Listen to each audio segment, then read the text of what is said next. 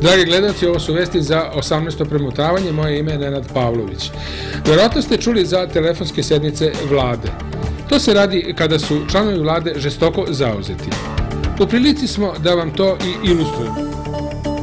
I evo vidite, posle jedne od tih telefonskih sednica, članovi vlade su veoma zauzeti rešavanjem problema horizontalne rotacije. Uskoro ćete vidjeti kako to izgleda. Zauzeli su svoja mesta i onda su počeli da se rotiraju. Evo vidite, rotiraju se, a sudbina svake takve vlade je da u jednom trenutku i padne. Telefonska vlada padne i razbije se kao dulek. Mnogi su se pitali zašto je ex-ministarka za sport bukvalno pobegla glavom bez obzira sa te funkcije. Neki zlobnici tvrde da je to učinila zbog lične karijere, ali smo mi, baveći se istraživačkim novinarstvom, otkrili pravi razlog. Ministarka za sport je morala da prođe ovaj specijalan drill radi provere psihofizičkih sposobnosti potrebnih za tu funkciju. Unezverena ex-ministarka je zbrisala na mesto gde je potrebno samo da uradi stoj na rukama i kolut unazad. U prilici smo i da vam pokažemo pravi razlog zbog čega su zatajile zimske službe prilikom nedavnih snežnih nepogoda. Gradske vlasti i krizni štab je većinu lopada za čišćenje snega koristio ovako kako vidite. Jeste da je beli sneg zavio Srbiju u crno, ali je njima bilo veselo.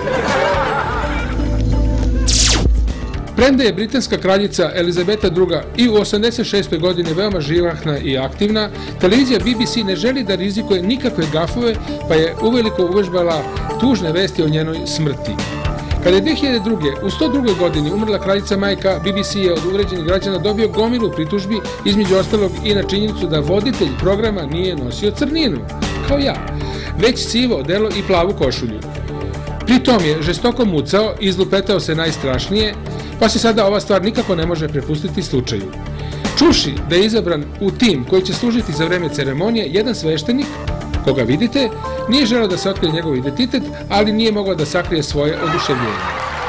Kako iz dobro obaveštenih krugova saznajemo, kraljica lično nadgleda probe, bira garderobu i potpisuje pozivnicu za ovaj svečani događaj.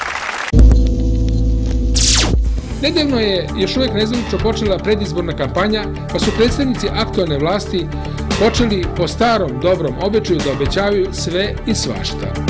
Gledamo kako su vest o povećanju penzija za 0,5% uz uslov da su izmirili sve račune za infostan i potrošenu struju, primili ovo dvoje penzionera.